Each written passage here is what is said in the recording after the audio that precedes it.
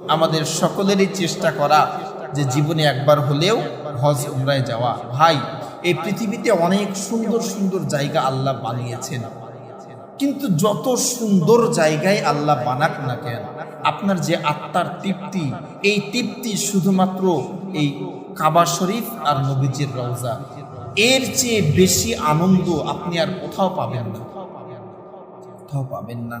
আমি বাস্তবতা যেহেতু দেখে এসেছি, প্রথমবার যখন গেলাম, প্রথমে যখন নামলাম কাবা শরীফে, আমাদেরকে নিয়ে গেলেন মুয়াল্লিম সাহেব।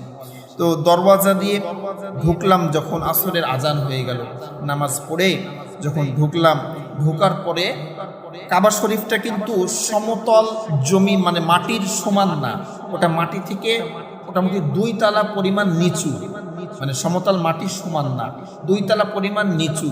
তো আমরা 2 তালার উপরে থাকলে ওই কাবা শরীফটাকে মিডিল থেকে দেখা যায়, মানে ওটা অনেক নিচু।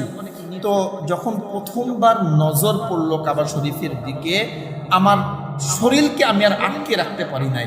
মনে হচ্ছে যে চুম্বককে যেইভাবে লোহা টানে, আমাকে ওইভাবে কাবা শরীফ টানছে, আমাকে ধরে রাখতে পারছে না। দৌড়াচ্ছি, রীতিমতো দৌড় দিচ্ছি যে আমি কাছে, মানে একবারে কাছে কখন যাব, কিভাবে যাব, রাস্তাঘাট চিনি না, একাধিক দরওয়াজা, কিন্তু আমাকে টেনে নিয়ে চলে যাচ্ছে সামনে।